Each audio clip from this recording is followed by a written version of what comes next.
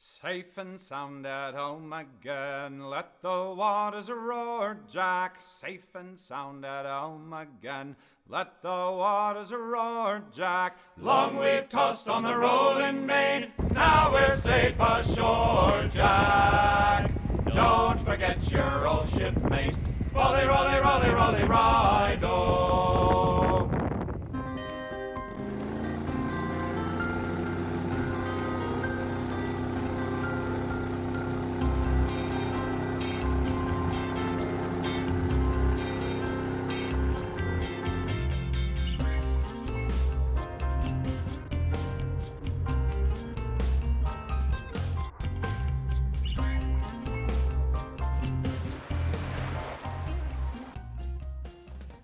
Towards the end of the Second World War, with the arrival in Western European waters of the United States Liberty ships, there was an increase in demand for local pilots and boatmen to assist in the navigation of these vessels.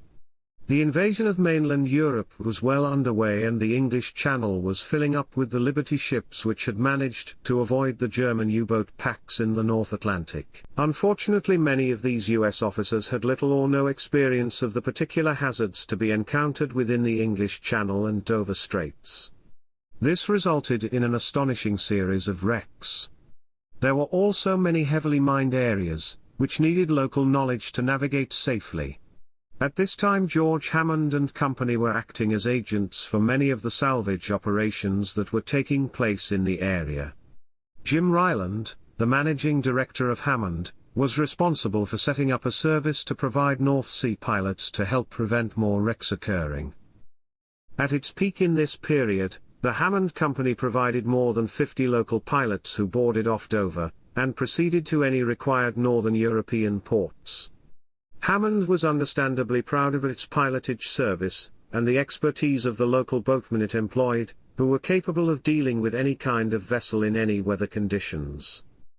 Following the cessation of hostilities, Hammond's deep-sea pilotage service proved to be a successful peacetime venture.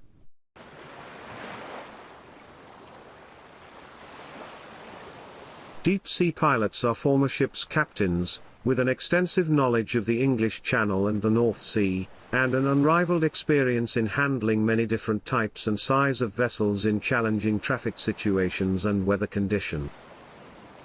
All deep-sea pilots have at least 5 years command experience to offer to the ship's owners and operators.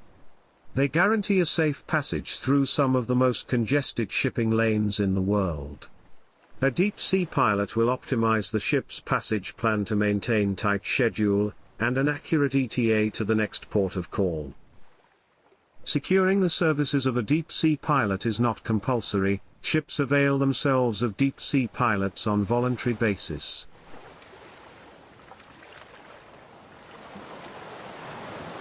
Deep-sea pilots get their credentials as North Sea and Channel pilots from Trinity House, the venerable British institution that takes its pilotage authority back to 1514, and a royal charter from Henry VIII. Under that charter, Trinity House was given responsibility for all pilots in British waters. The 1987's Pilotage Act saw Trinity House passing its district pilotage responsibilities to the various local harbour authorities. Ensuring the continuance of one of its oldest duties, Trinity House is now a licensing authority for deep-sea pilots, of whom there are currently only about 50. Trinity House deep-sea pilots are licensed for the areas highlighted in pink on this map. They must attend an interview each year to renew their pilotage license, to confirm the validity of their ENG1 medical certificates, and to demonstrate their awareness of changing to navigation and reporting requirements in the areas covered by their license. Each pilot is required to have an electronic chart system employing either vector or raster charts, which have been corrected up to date. Also required are various digital publications including Admiralty Total Tide and Admiralty Digital Radio Signals, a complete list of T&P notices and all navigational warnings in force.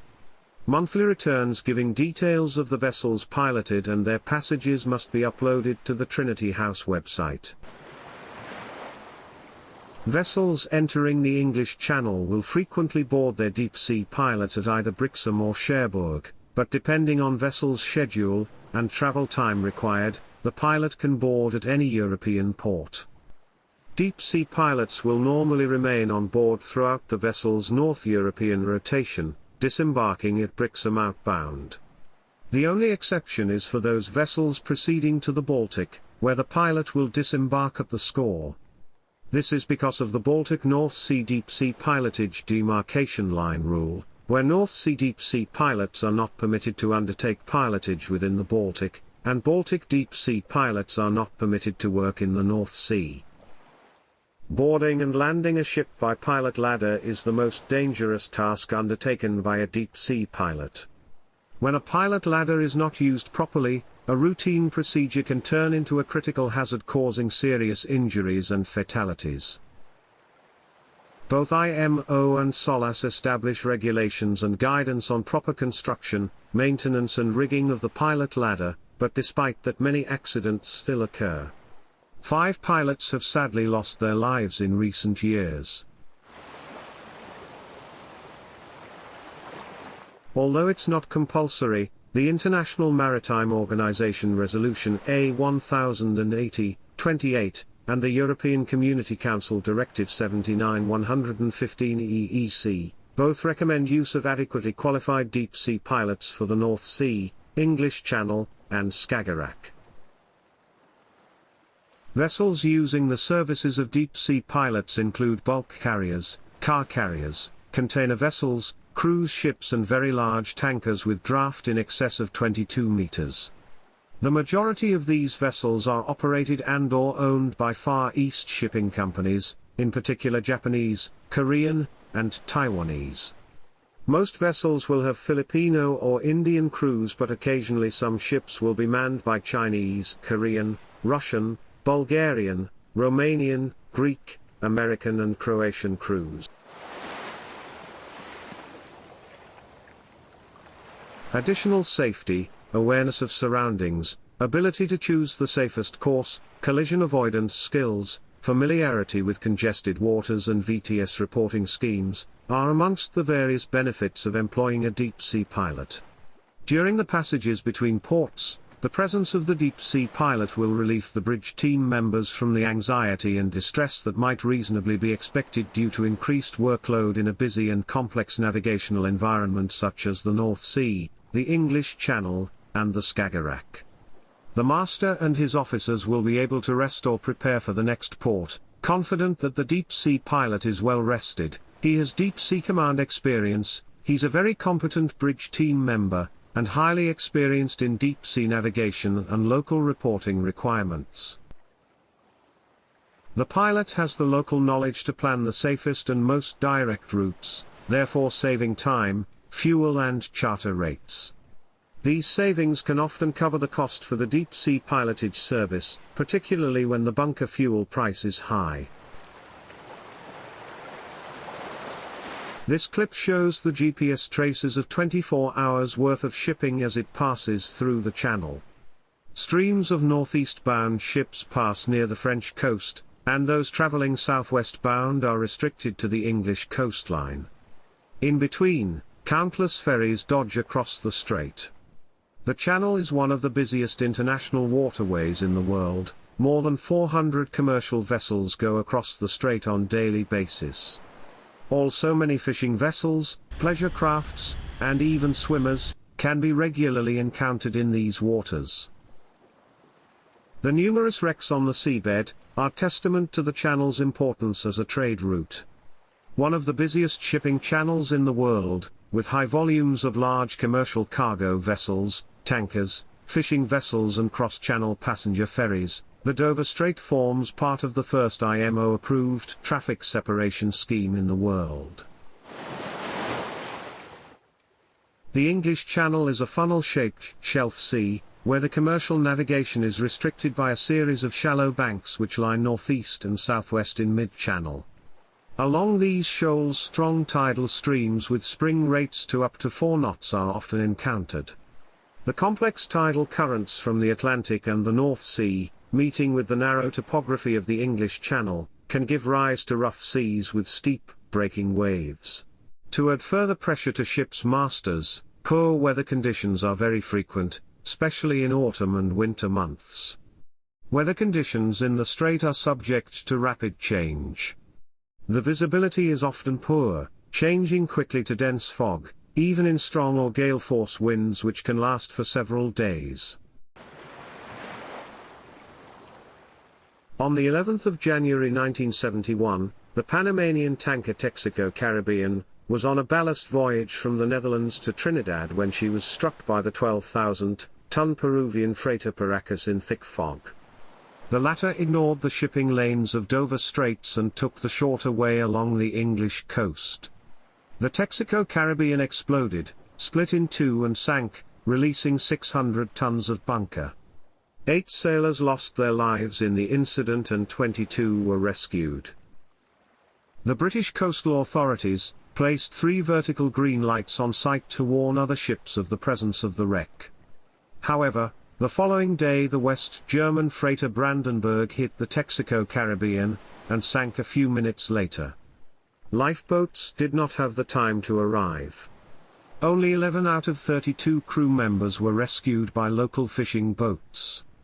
The bodies of 7 crew members were found and 14 remained missing. A light ship and 5 light buoys were added on site, but on the 27th of February, the Greek vessel Niki, sailing from Dunkirk to Alexandria, ignored the warnings and collided with the submerged wrecks. The tanker Hebris was in the area at the same time. The crew saw the Niki sinking and sent radio messages. The Hebris came closer as people were seen at sea, but when she arrived on site there was nobody left. The Niki went down with her entire crew of 22. A total of 51 persons lost their life in the pileup. On the 5th of December 2012, the Bahamas-registered vehicle carrier Baltic Ace collided with the Cyprus-registered feeder container vessel Corvus J within the Nordhinder Junction area of the southern North Sea. At the time of the collision, the Corvus J was en route to Steenbank Pilot Station, and the Baltic Ace had just left Wonderlar Pilot Station. The severity of the collision resulted in structural damage to both vessels. Unfortunately, the damage sustained by the Baltic Ace resulted in catastrophic hull plating breach, causing the vessel to sink within 15 minutes after impact. Despite an immediate evacuation from the vessel being initiated, of the 24 crew on board only 13 were rescued, 8 recovered deceased and 3 remain missing, presumed deceased.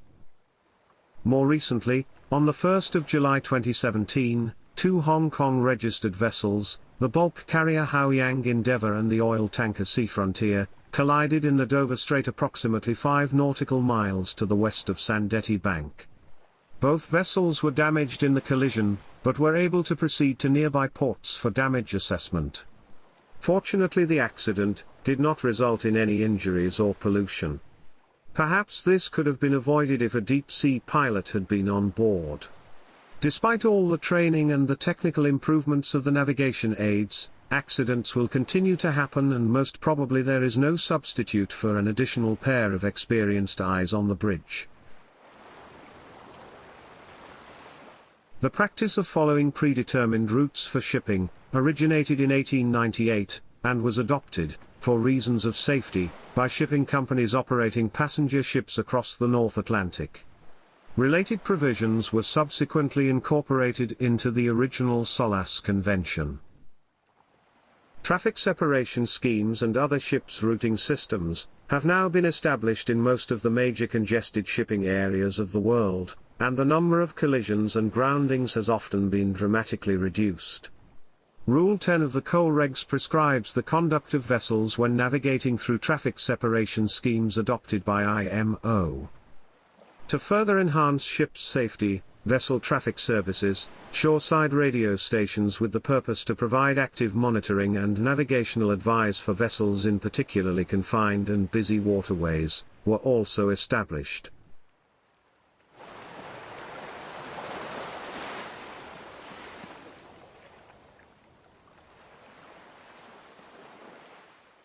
The passage plan starts to take its form when I first get notified of my next assignment.